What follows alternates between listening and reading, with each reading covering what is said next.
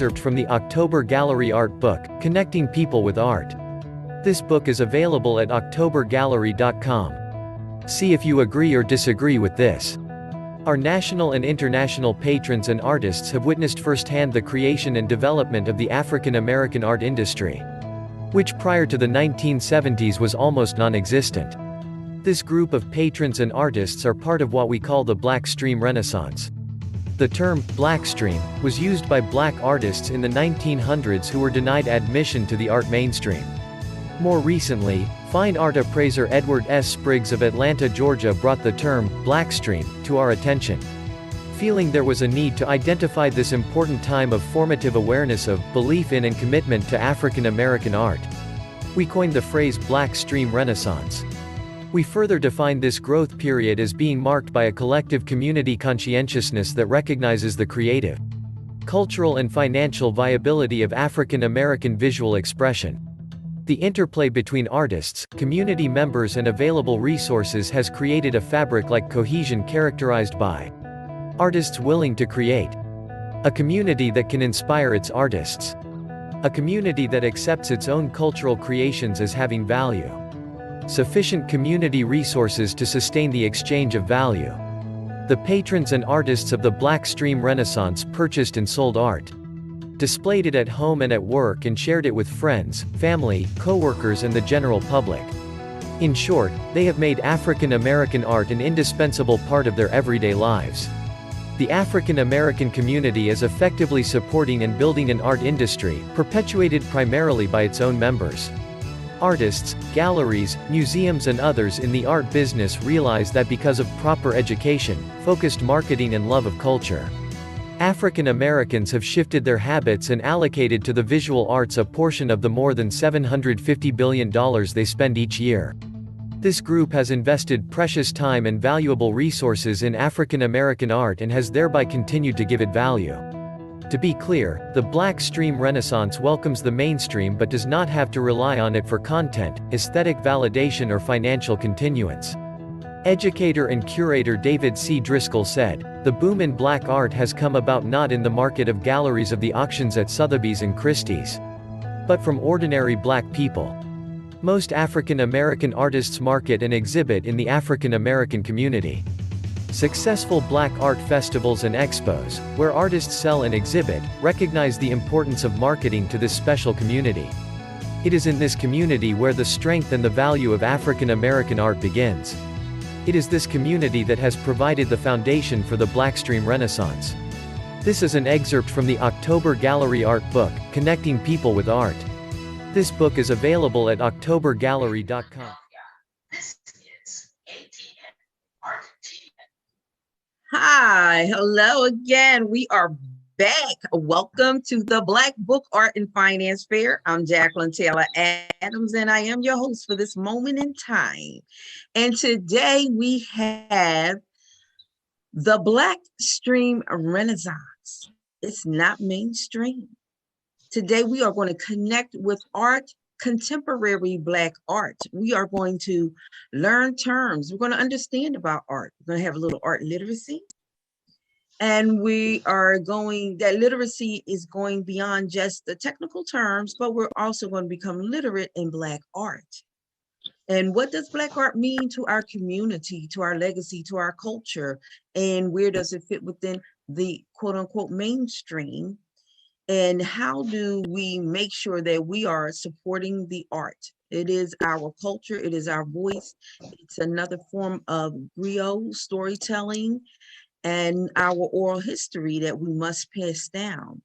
But we can't pass down stories and control stories that we don't own. So we must understand the significance and the role of Black art in our lives, in our history, and our story. And here to make that happen for us is the co-founder of October Gallery, one of America's oldest African-American art galleries. And he's also the co-author, along with Mercer Redcross, of Connecting People with Art, Contemporary African-American Art, Volume 1 and 2.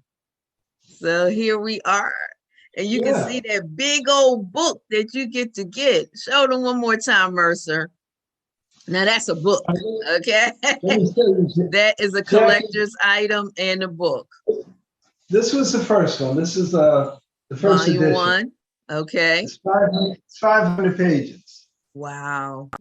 Edition has 600 pages. Oh, And wow. we brought it up to date with a lot of current events in African American art, which also included Black Lives Matter and its impact upon African American art, the portrait of Obama and Michelle Obama in here. So there's a lot, 100 pages just brought it. The original book was done in 2006. This was done in 2020. So there were 14 years that we covered in that 100 page. 100 pages. Oh, so you were busy during the pandemic, huh? Oh, absolutely. Got some things done. Yes. All right, Mercer. Well, we want to start off. First, Mercer is here in October Gallery, and let everyone know where it's located. If they want to come down and visit, the gallery is open. That's right. Where it's located is 6353 Green Street in Germantown. That's In zip Philadelphia. code 19144 in Philadelphia. I'm sorry. Yes. Zip code 19144. And I say that because in Philadelphia, there are 2 Green Streets. Yeah. One doesn't have an E on the end, and that one does. We're the ones with the E on the end. Okay. We have a website, of course, octobergallery.com. So you can go there and see literally thousands of pieces of art. And so we invite your folks to take a look at that as well. Awesome. So Mercer, the world wants to know, even though a lot of people know you, everybody still doesn't know you. Of course, so the world wants to know, who is Mercer Redcross and your claim to fame? Listen, in 1985, Evelyn Redcross and I started October Gallery. Prior to that, we were collectors. We collected old trains, leaded glass windows, antique furniture, and then we kind of migrated into art, mainstream art. And then, of course, went to Black art, African American art. And we opened the gallery in 1985 in Powhatan Village, and we've had a physical location for 36 years. This is our 36th. I was born and raised in Philadelphia, went to Overbrook High School. Hey, Overbrook. And I have my undergraduate degree is a Bachelor of Science in Economics, and I also have a Master's in Business Administration, MBA. I got art, as I mentioned, we were collectors, amateur collectors, got into mainstream art, and then eventually found our way to to Black art, African American art. And from that, the gallery came out of that in 1985. Well, how did you make your way to the African American art? I mean, you're already Black. Well, you have to keep in mind now, in the early 80s, when we started doing this, collecting it, there were lots of mainstream galleries, this old mainstream art. And I say mainstream, mostly, white art. And there weren't a lot, but there were very few African American art galleries. So if you were a collector and you wanted to collect art, typically you sort of found your way to mainstream. That's where you found it. And of course, growing up, going to school, public school, and going to college, you hear names like Dali, Salvador Dali, Picasso, Erte, Cézanne, Renoir. And so that's where you migrate towards, you see? So you start to look for those kinds of artists. And so therefore you're mainstream art. And then one day, you look at each other, Ellen and I look at each other and say, well, there's gotta be art by Black artists.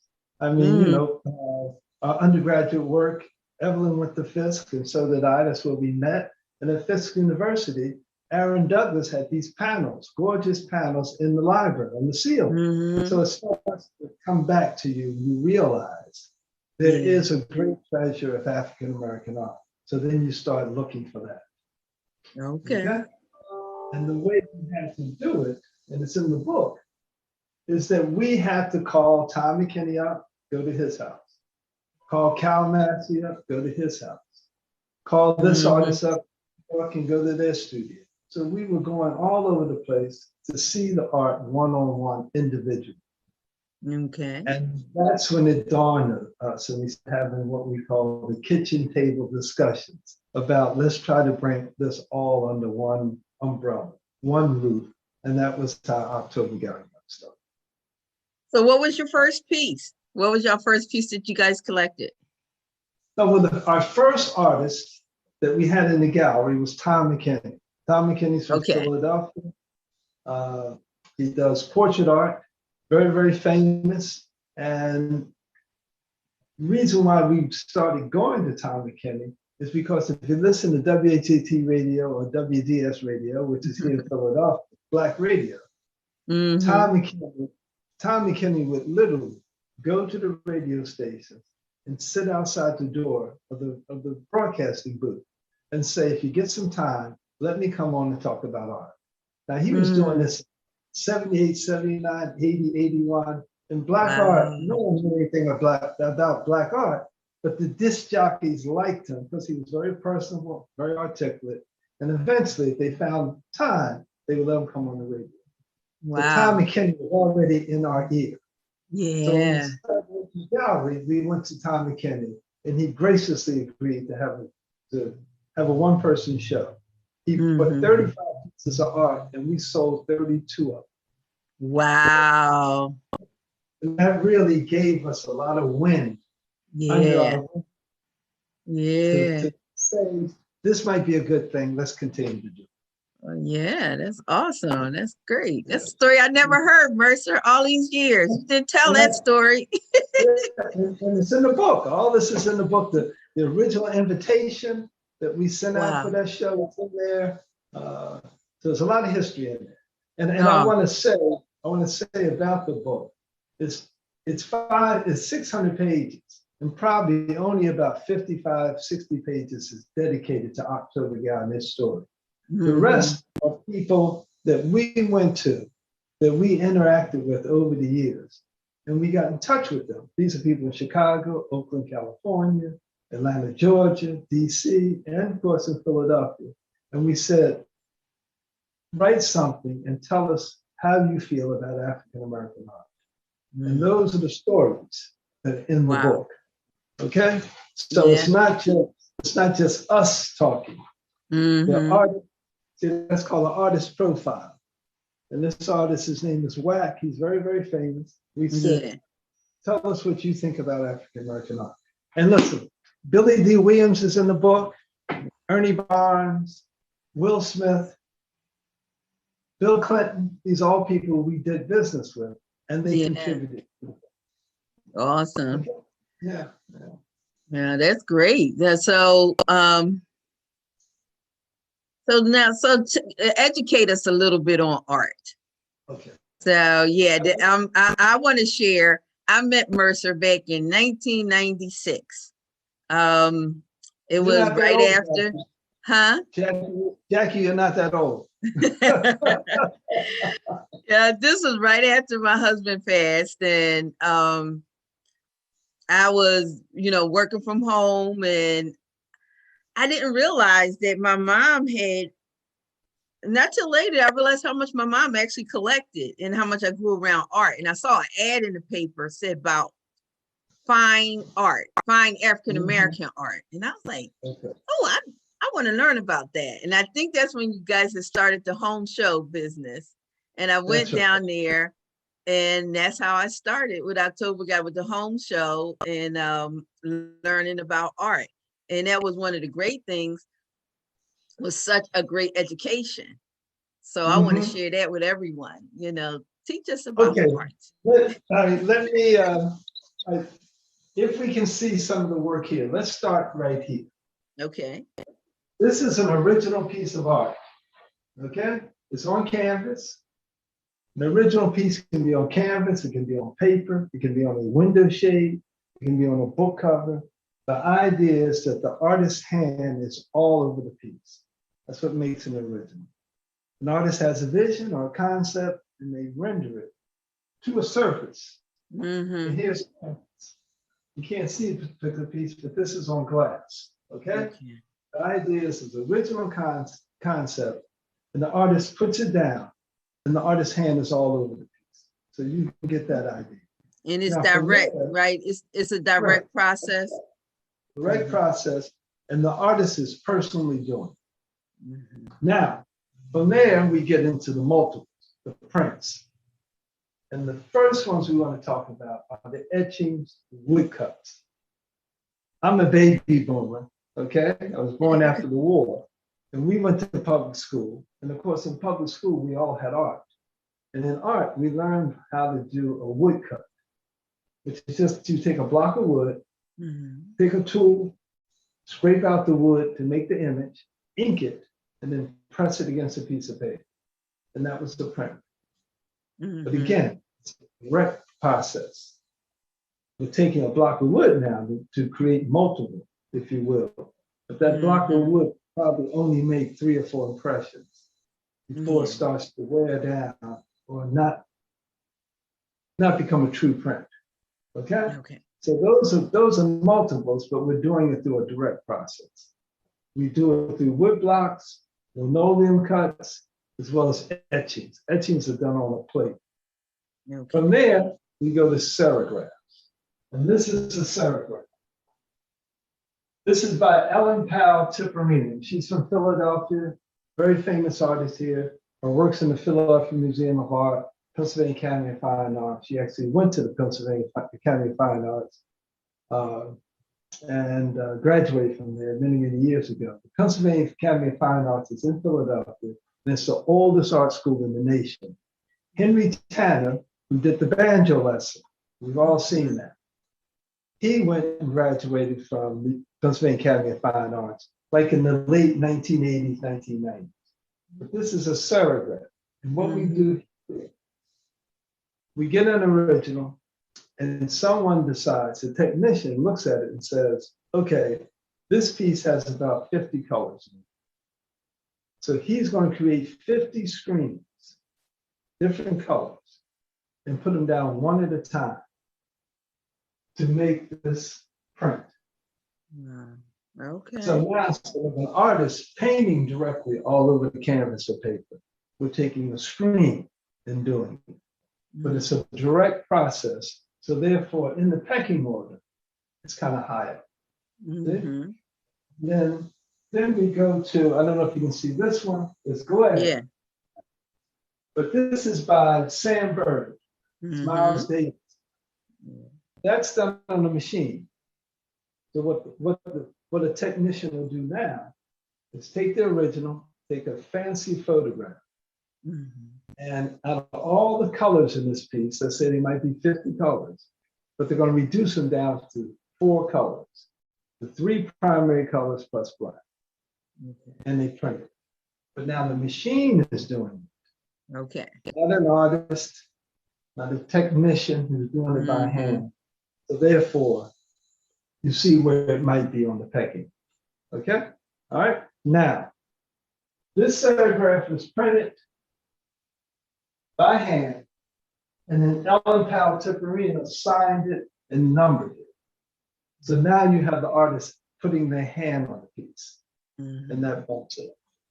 Okay? I mean, I could go on and on, but that's a basic. Yeah. And then the limited edition, just share the limited edition that you just said about the signed in number. Edition, okay. Now, when they printed these, the artist, the publisher, and the technician decided this is going to be a limited edition. In other words, we're only going to print 300 of them. Once we print the 300, we're going to tear up the screens or do something to them so you can't use them again. After they print the 300, they give them to Ellen Powell Tipperine, and she signs them one at a time. 1 over 300, 2 over 300. So obviously, when all 300 are sold and no more, then supply and demand sets in, and that tends to raise the price. Okay? So when you see the bottom number, that tells you how many members are in the club. Okay. The top number tells you which one this one is. Okay. All right. Yeah. So what's so great and what's so important and relevant about this education right now, and why we really want to get it out, is because what's going real wild right now are NFTs. They're pushing a lot of money into the promotion and everything of them. And NFTs are it's like a smart contract that records, that original or that limited edition, how many of them are, and it records it on a public ledger. So somebody can't fake it, and every time it's sold, it's recorded who was sold to. But it also allows to make sure that at every transaction, the artist gets some revenue from every transaction. And so for people that are just entering the NFT space, they can really understand the value and really what it means.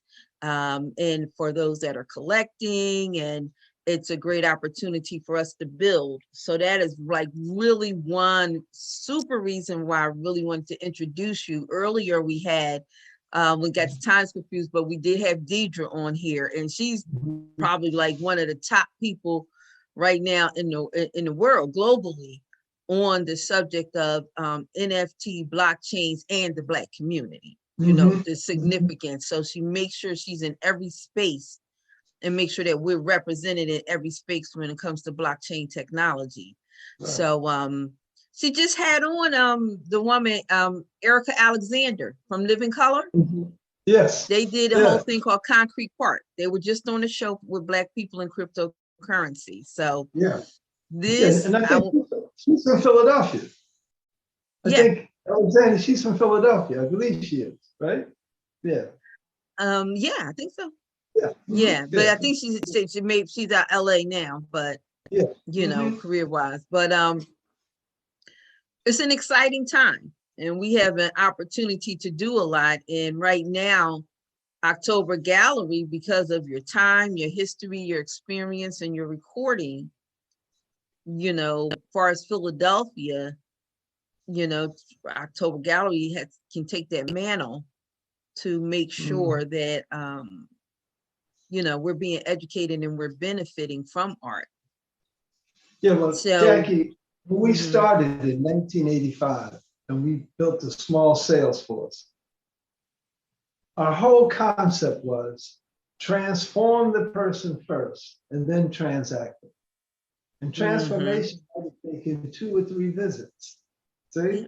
So we weren't disappointed when a couple came in, one of our sales reps started talking to them, taking them through the gallery, and the people might have stayed there for 2 hours and then left without anything under their armor. We weren't upset because we realized sometimes it took 2 or 3 visits before a person decided. But you got to keep in mind, in 1985, Black art was new to a lot of people. Black art wasn't new, but it was new to a lot of people. And people wanted to connect with it, especially the Black baby boomers. If you got to keep in mind, the Black baby boomers were people who were born between 1946 and 1964. We wore dashikis. We wore natural hairdos. Most of us went to Black universities, right? Grew up under the effects of Jim Crow South. We marched for civil rights. And then when we went to the workforce, we were the first Black generation that had disposable income. Since we were so culturally aware, when I went to Fisk in Nashville, Tennessee, when I hit that campus in 1965, every other person had a copy of the autobiography of Malcolm X in their back pocket. You understand? So we were already culturally aware. So when we moved into the workforce and we had disposable funds, a large percentage of us made a commitment to supporting Black art and supporting Black artists. And of course, good times helped with that because we saw these Black images, Black art associated with a positive Black family. And of course, Bill Cosby and what he did, putting Black art all on the set, was just a marketing, it was just great in terms of marketing for African Americans and for African American art. So Blacks, the baby boomers were just so culturally aware. When Black art, the marketing of Black art came about, it just moved geometrically down the track. Okay, all righty. So what'd be great to talk about next is just, the value of art and collecting art. And excuse me if there's a double feedback. For some reason, Okay. my screen went black. Give me a second. What am I moving away from?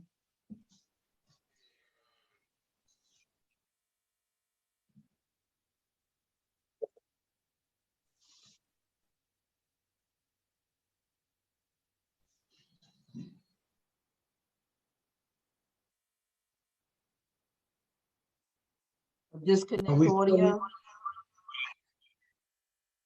Are we still live? That's okay. That's okay. Well, Okay. all right. So folks can still hear me, right? Yes. Yes, we're Okay. good. All right.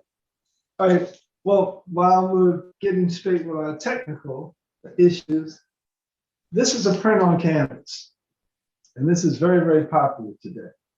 This is where we take an image, we put it in a computer, and print it out on canvas. And then it's stretched, excuse me a second. And then we stretch it, and put it on these bars with 1.5 inches deep. So this way, we don't need framing. A person can take it home and hang it just like this. And they come in all sizes. This one's 12 by 14, but we can get them 30 by 40, 24 by 36. They come all kinds of sizes, and they're lightweight and very easy to take to an office or school or home and hang them. If you want to take them to another place, they're easy to do. They're called prints on canvas. Okay, so these are very popular in the marketplace today. In the book, Connecting People with Art, I want to share the story with you. We started in 1985. Around 1987 or 88, we got a call from this guy in New York. He was a Jewish guy. And I mentioned that because he inherited this piece of Black art and he didn't quite know what to do with it. Meaning it wasn't part of his collection. So he decided to seek out a Black art gallery and see what he might make happen. So there was no internet then, but he found us and he gave us a call. And he said, why don't you, he was in New York, we were in Philly. We met on exit 7 or 8 of the New Jersey Turnpike. He opened the trunk of his car and there was a Charles White original. Okay, Charles White, Romare Beard, and Jacob Lawrence. I hate to say it this way, but just to give you the reference, these are our Picasso. This is Black art's Picasso. And so there was a Charles White original in black and white. And the guy wanted $700 for it. We paid him, we put it in the back of our car, we brought it back to Philly. Okay? Now, the years went by and we would take it out and show it. And people, they loved the piece, but just didn't have a lot of interest in it. Finally, someone purchased the piece from us. They purchased it, but they allowed us to keep it because they want us to show this Charles White piece. It's in the book, I'm trying to remember it. So in 2008, I think it was, an auction house in New Jersey got in touch with us because they had seen the piece on the road. They said, why don't we put it up for auction? So we talked to the owners. The owner says, yeah, let's do that. And we get a commission of whatever it sells for. So we put the thing in the auction. Now keep in mind, this is a piece of artwork. It was in the back trunk of a piece of car we bought on the New Jersey Turnpike for $700 and then sold it to a collector and then traveled it around so people could see it. Anyway, it went for auction and it sold for $204,000. Wow. $700 in 1987 to $204,000 in 2000. I can look up the date, 2008. Okay. Now, Charles White, of course, Charles White, Romare Beard, Jacob Lawrence, Elizabeth Catlett, these are all the lions of African American art. Now, I'm saying all that to say, we still say transform, then transact. We don't particularly care to sell art based on how it's going to appreciate it back. But because of the many African-American art galleries that came up throughout the country between 1985 and 2006, which we call the golden age of African-American art. There were lots of expos. We had one here in Philadelphia, and and I'll say that it was the largest in the nation.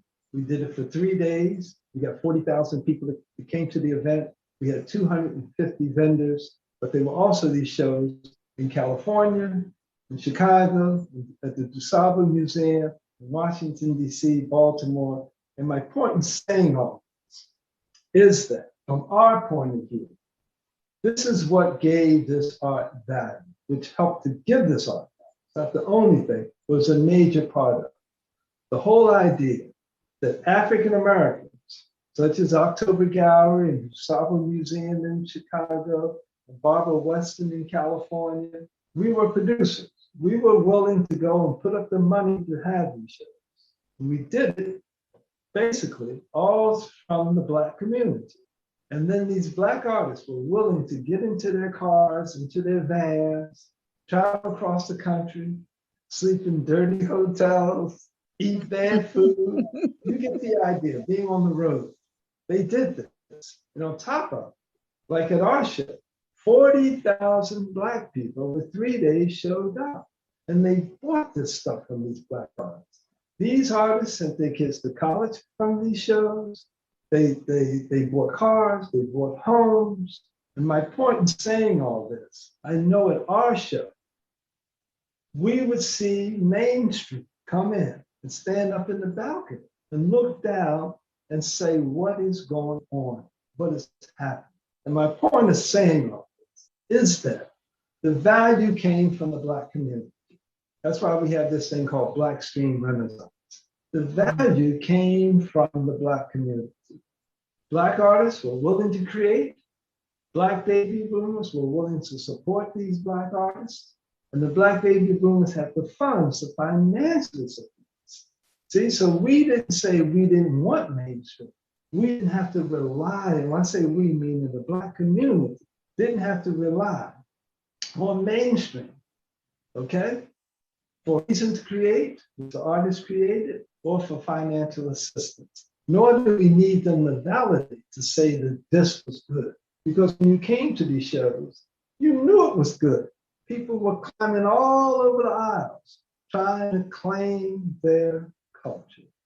And so I only say that to say, I believe that is what had a big part.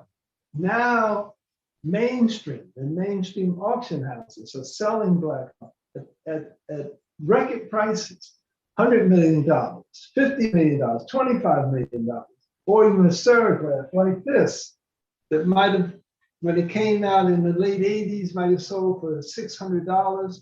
Now it sells for $5,000. But most of that comes from the Black community that supported this and pushed this thing up the hill. Awesome. So yeah, I just wanted, for our people to be able to understand how, how Black art, how it works as far as appreciation, in just as far as that value. I mean, the value of owning your culture is definitely one thing, and is super important as far as us owning our own story and control of our story. But also, I just wanted, people to understand, the monetary value also of art. And it just helps also too in decision making. Do I spend $400 on Gucci, which may never go up, or a car that depreciates the moment it goes off the lot, or can I invest that same amount of money in, in a piece of art? So if you could just share what makes the art appreciate and value. Okay. Now, my daughter says, if you ask my father,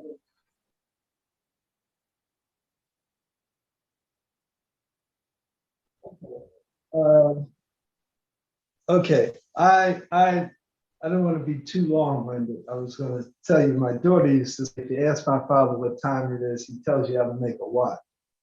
Okay, but Here's the idea.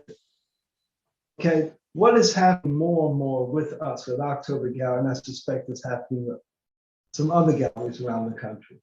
More and more people, especially the baby boomers, who have been in the marketplace for decades, now need appraisals, and they need appraisals for a lot of reasons.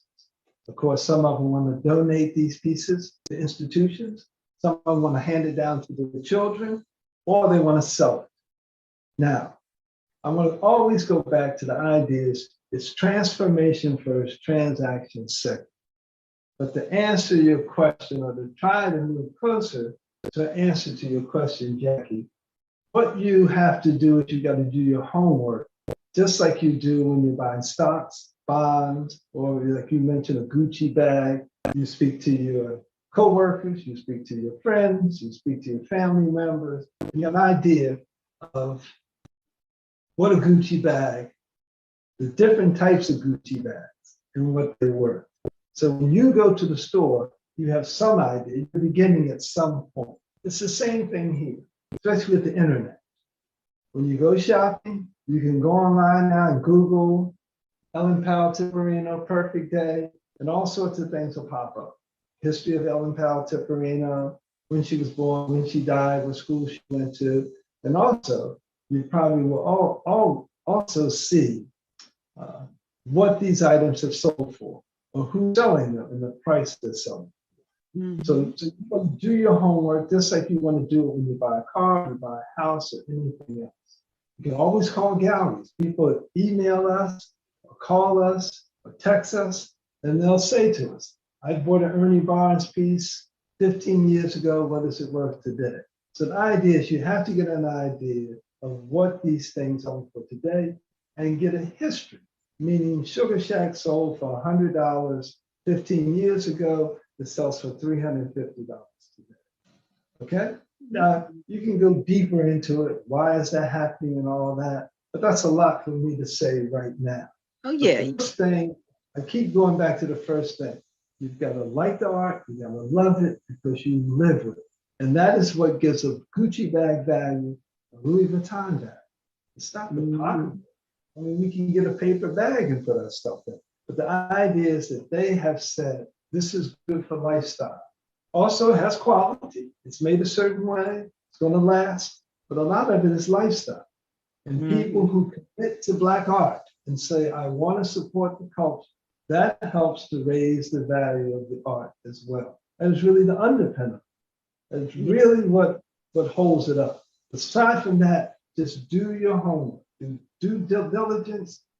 Go online, go to websites. You can go to a website like ours, octobergallery.com, or just Google African American art and start looking to see what you like, who is the artist, and get a bio, get information on it. That's the reason why we did the second edition of the book.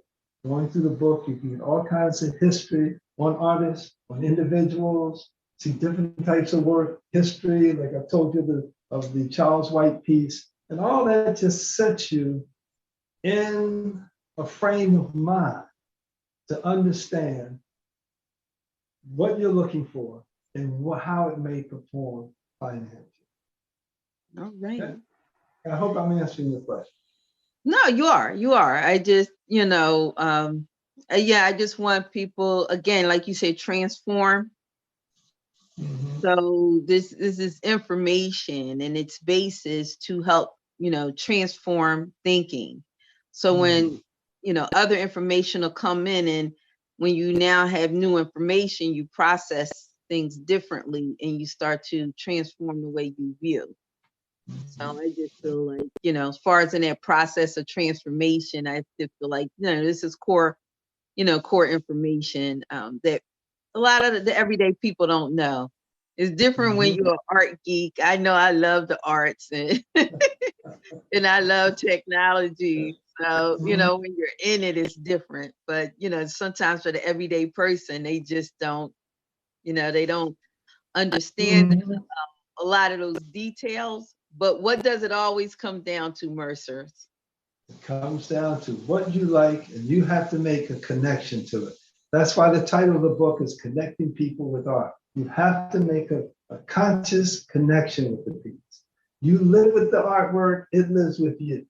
And that is what gives, that's one of the things that gives it back. But listen, P. Diddy just paid $26 million for a piece of black art.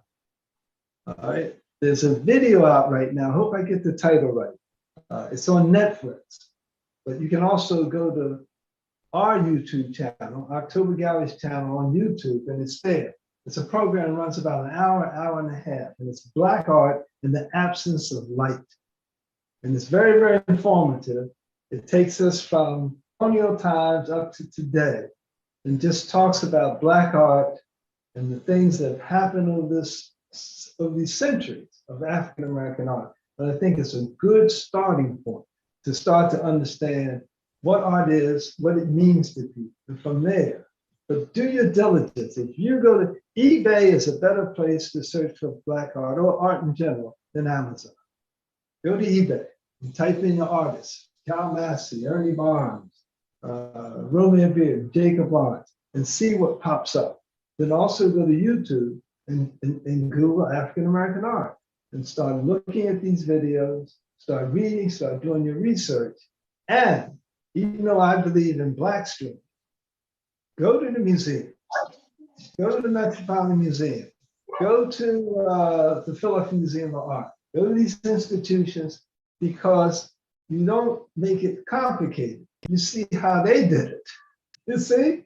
And you just follow right behind it. So go to these places. And another thing I want to mention, which is very, very important. The Black colleges, the HBCUs, they were supporting black art and black artists since the late 1800s. These universities came about right after the Civil War, and these were places that a lot of these now famous black artists, whose artwork selling for millions of dollars, that's where they started. They went there, the black universities welcomed them in, they gave them an office, they gave them a place to eat in the cafeteria, and that's where they painted. So the black universities have been carrying, supporting these black artists for decades. So you can go to places like Hampton University, go online. They have a museum down there that is just out of this world. They are on record as being the first black university to own a piece of black art. And that's the Henry Tanner piece, Vangelis, I talked about earlier. Okay? So you can start the black universities, Hampton, Howard, Texas Southern. That's where John Biggers worked out. You just do your diligence. And then when you come into a place like October Gallery or go to other galleries or whatever, you are already poised to make a good aesthetic decision, but also a good financial.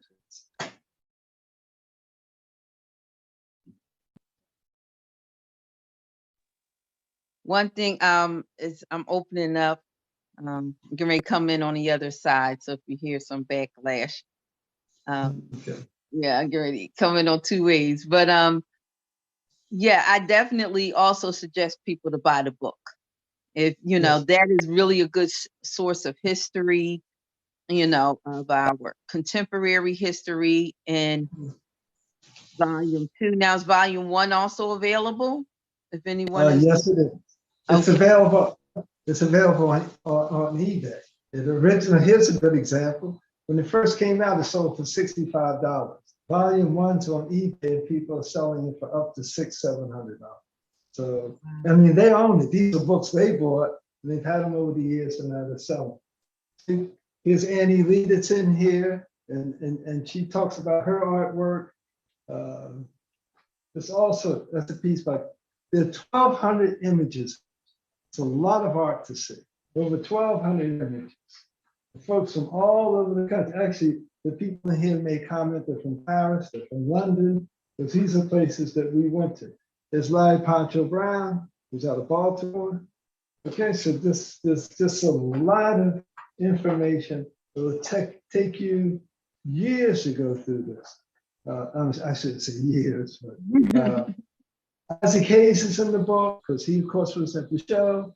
I said about Bill Clinton, Danny Glover, Will Smith, all these people in here because they somehow or another found their way to our door over the years.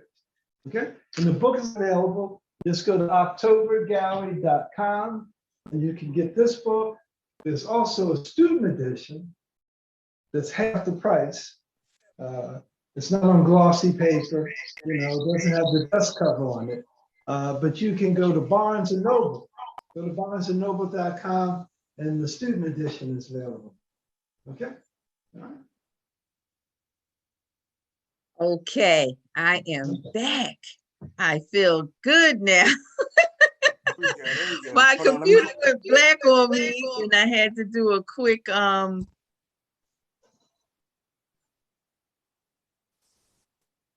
okay. All righty. Okay. All righty. So oh, okay. Yeah. So the the producer told me I had to click on, but I had lost everything. And this is Hezekiah. He's coming in to join us for his he's a little here early for his session. Okay. But we've been talking, we're talking with Mercer Has, and this is another History Among Us person. So I don't know if you've ever experienced Hezekiah. Have you, Mercer? What's that? I don't mean to interrupt, Mercer. How you doing? Fine. How are you? I'm doing great, sir. Doing great. Good. Yeah, sorry to interrupt. Yeah, it's been How come you get younger and I get older? Something's going on. You look good, man. Your stance is straight. You come on now. You know, listen, we're loving the art. And this is our 36th year, and we're just taking it one day at a time, man. How are you? What's new with you? Art, man. Same thing. Art keeping me alive and keeping me going, and through all the craziness. It's the place where I pray or settle myself. Yeah. You know what I mean? Mm-hmm. Yeah, that's right. Yep. Yeah, man. Yeah, I'm doing the same. I tell people that when we first started, of course, you buy your favorite pieces, and of course, you want to put them in public space, downstairs, in the living room, the dining room, right, so guests can see it. Someone said to me years ago, your best pieces are going to end up in your bedroom, and that is what I found. And so you can almost sit up in bed, look at a piece of artwork, and lose yourself. Yeah, you understand? Lose yourself. You know, it's like art pieces. Sorry. Excuse me? Because I paint also. Hold on one second. Okay. Yeah, he is a multi-talented. Yeah. Wow, I didn't even know he painted. I know he picks out the best artwork. So yeah, I'm a rapper producer, but I'm a painter also. I've been painting since I was a child, but I really I let it go to wait. I had to see that. Let me see that. Is that somebody with a microphone? It's Rakim. Huh? It's Rakim. Oh yeah. A rapper.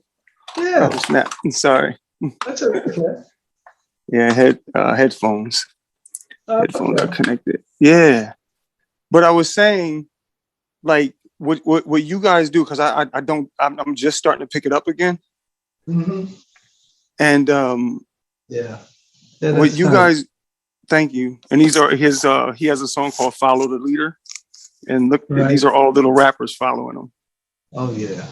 Underneath them. Wow. Yeah, your scale is good. That's really good. Yes. But so I'm just saying, I'm just showing you that to say I understand, overstand what you do, because like what you do is I can look at a painting that you do, I can see the intricacies, I can see the story, and it's like watching a movie, like a painting like yours. They're so intricate.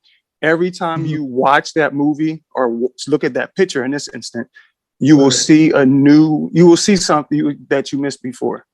That's right. It's like rewatching the movie and growing. Every time you grow, you'll look at that picture and you will see something new. That's what's beautiful about what you guys do. No, listen. Someone used to say to me, buy a piece of artwork, it tells a story, and that story keeps giving. And that story keeps giving. You see? Yes. And that's That's right. And also, you got to keep in mind, the story is there. You also grow or get into different places that you can see that you can see the story that keeps telling, or new pieces of the story. Yeah, yeah. Wherever you are in life, the art, wherever you are in life, the art will meet you. That's right. That's right. I get it. Beautiful. That's right.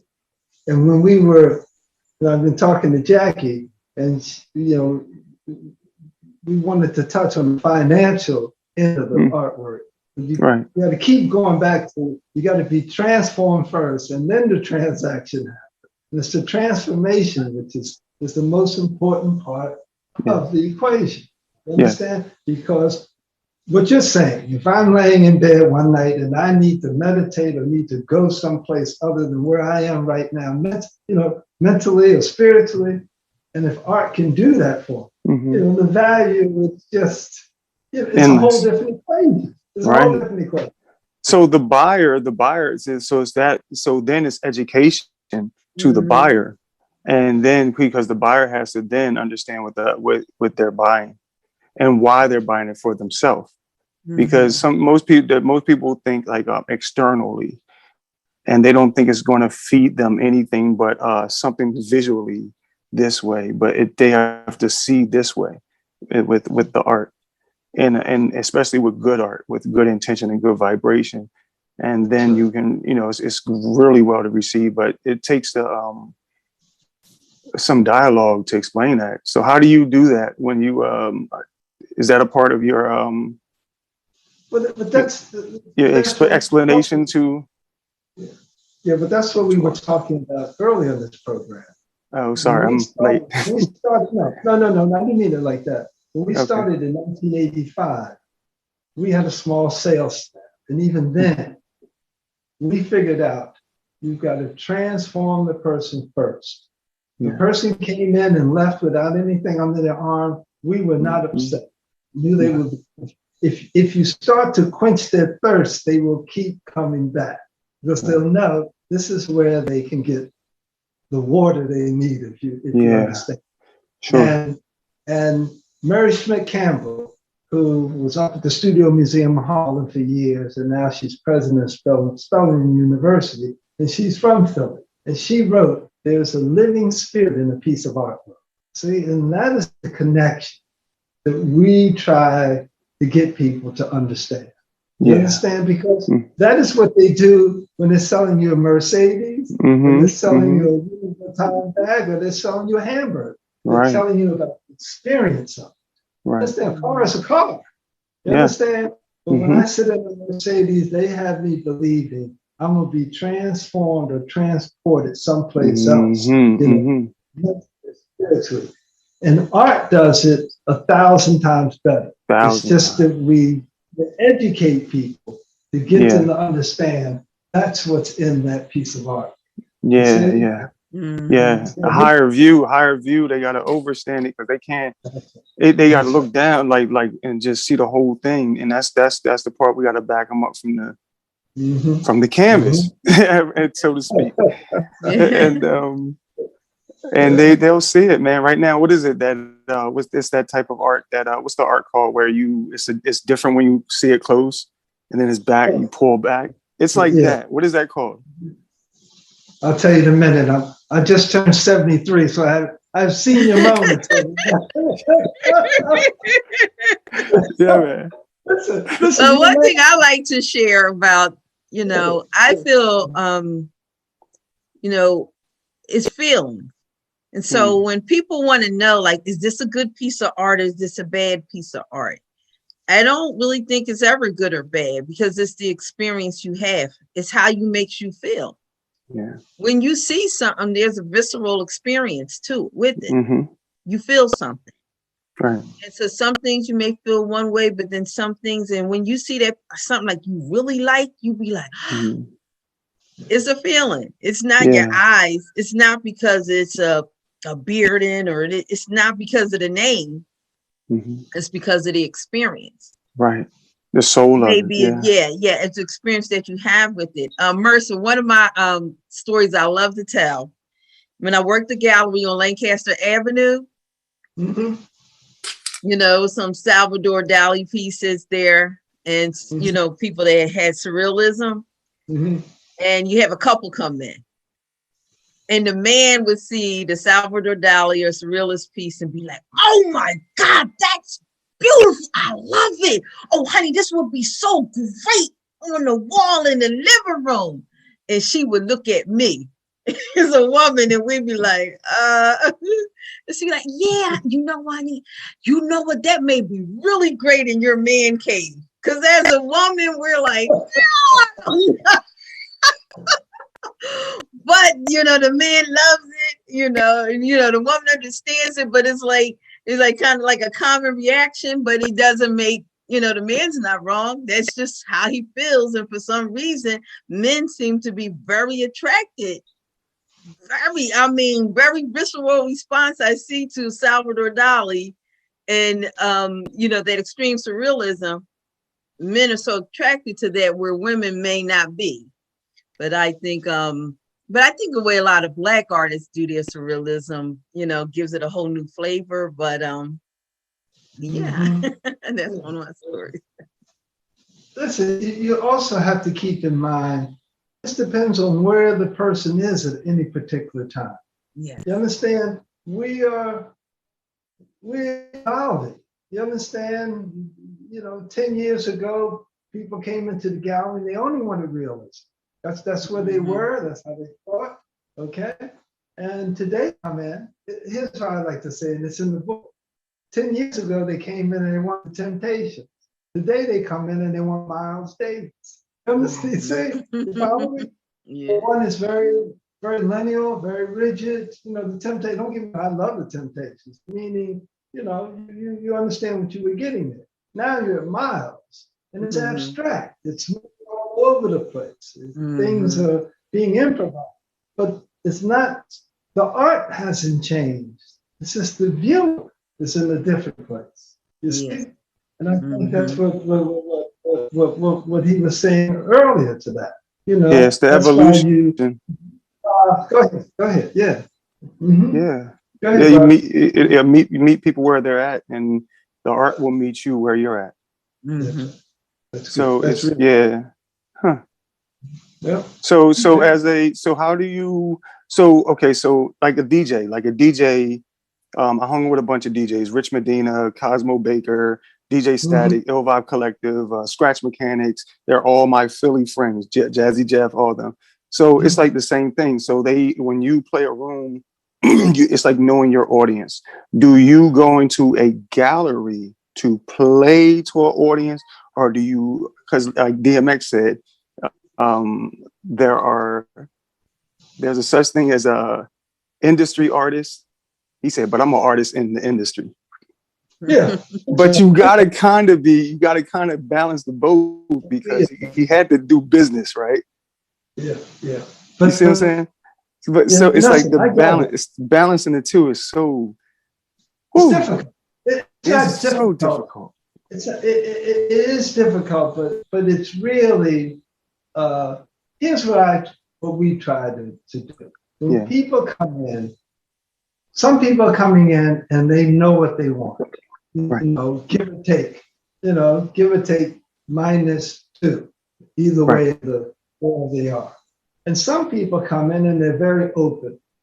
They're coming in to say, "I'm interested." Talk there you go. Yes. There you go. And there it is. That's right. See, and what I'm finding is that we have to be equipped to deal with either one of them.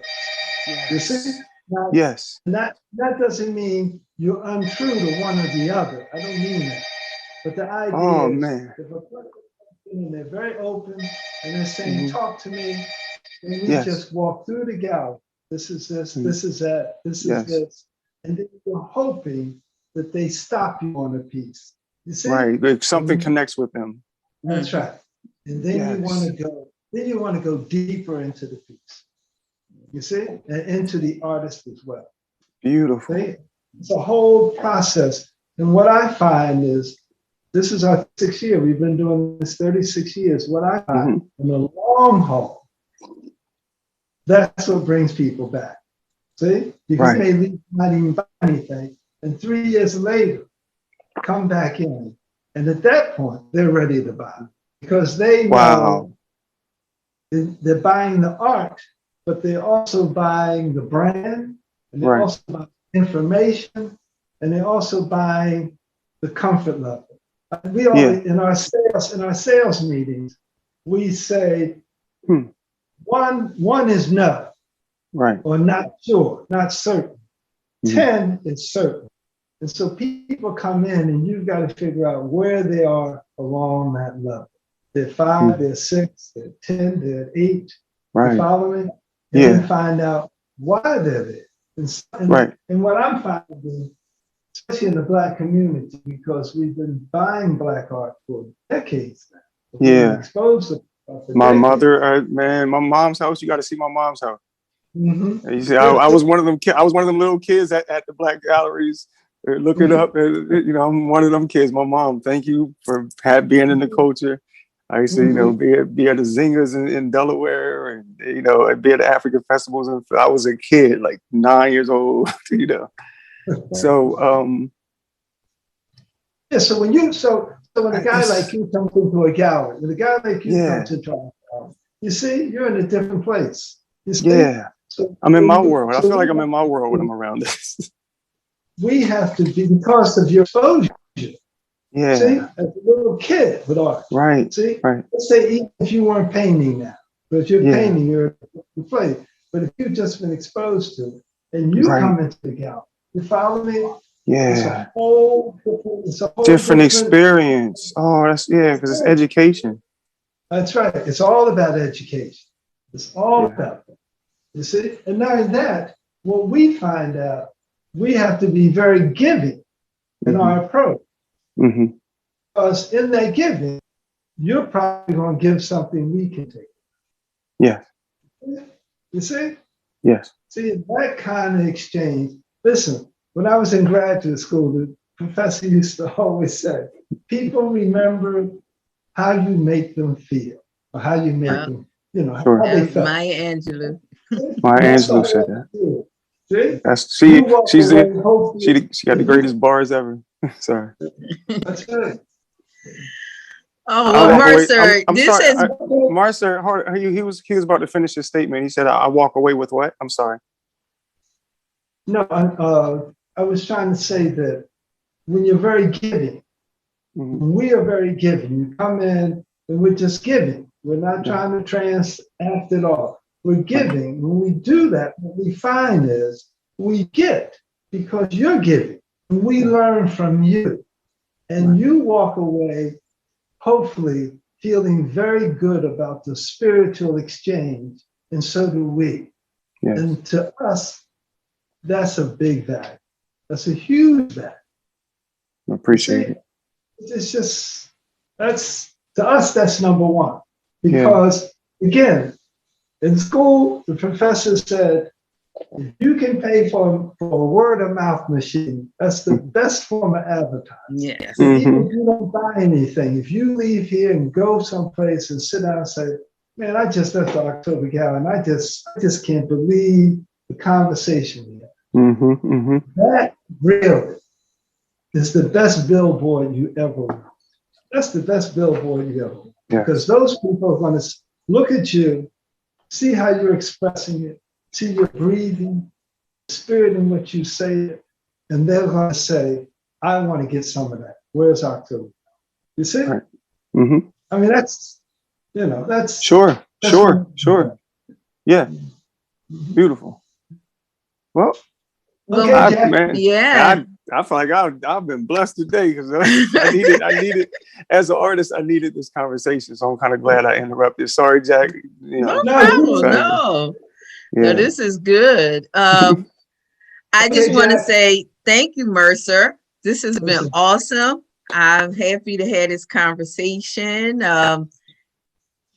It's exciting for me to be able to share people what I've been fed since 1996. People may not, you know, so if you ever understood why I was always so excited by Black art, selling art, and why, you know, I'm getting the opportunity to really share what has fed me and what has excited me for so many years. And we had Faith McKinney on yesterday, but there's just so many dynamic people that I've been blessed to come in contact with. And it's amazing how many people just, have no clue that, these type of things exist, these type of people exist, and how accessible everything is. And so I feel like kind of that's my mission to share that message, because I see on one side people in need, and then I had the other side people that can fulfill this need. And I'm getting a chance and opportunity to connect. So first, everyone go to www.octobergallery.com, click on books and purchase your book. Hold on, let me edition. That's right. Say it again. October Gallery. Go ahead. I'm sorry. No problem. Octobergallery.com. Mm-hmm. And you click on books and you can purchase your book there. It's a coffee table book. Can you put it up one more time, Mercer? Here it is. It's 600 pages. Yeah. It's it's all color. It's all color. It has over 1,200 images in it. Nice. And also testimonies from all kinds of people. Billy D. Williams, I mentioned before. Brian Gumbel, Will Smith, Eartha Kitt, with all kinds of, and everyday people. People from here in Philadelphia, across the country. Yeah. So October Gallery, the first edition, which is here, this came out in 2006, and 2020, 14 years later, we put this one out. The first one has 500 pages, the second one has 600. And it's got a lot of information in it. And as I said earlier, out of 600 pages, maybe only 50 or 60 pages are about the October Gallery story. Everything else is where we went to artists, gallery owners, and patrons and asked them to write something and send it to us about how they feel about African American art. And the stories are just incredible. What's the name of that book? It's called Connecting People with Art. And the book is in the Philadelphia Museum of Art. It's in all the libraries in Philadelphia. It's in the Schomburg in New York, out in California. The original book. It's leave here and go someplace and sit down and say, we open at 1:00 and somebody's coming in. So, okay. Yeah. Okay, listen, thanks, dear. Okay, thank you very much. Love you. I appreciate what you do, what you've been doing for the longest time. And when we met, when you came into our gallery, well, decades ago. And now, we appreciate you. The art industry appreciates you, and keep doing what you do. Okay? All righty. See you soon. And you need to get your book. He has a collector edition right now, limited edition book. You need to get a copy of it to October Gallery. All righty, okay, Mercer. Have a great day. All right. Too. Okay. All right, everyone. Thank you so much. So we're closing out this edition of the Black Stream. Again, go to octobergallery.com. So go to octobergallery.com and you can learn about, more about BlackStream, about the book. Please get a copy of the book. It's a collector's edition. It's a coffee table book, but it's something you must have in your library. And right now, I think the book is $100 or a little over 100. But like I said, to buy the first edition on eBay, people are selling it for 600 or more. So you don't want to get caught in that. So get yours now while you can. I know the student edition of the first book sells on Barnes & Noble for $105. So I would suggest go to octobergallery.com, click on books, order a copy of your book. You see, it's a nice size book, a great collectible for your library.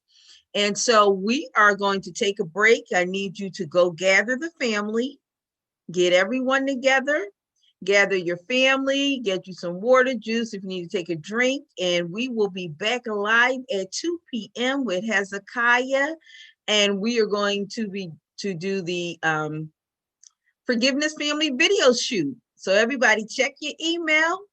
We're going to send out a blast. You're going to get your MP3, and we are going to record our own family video. Hey, see you later.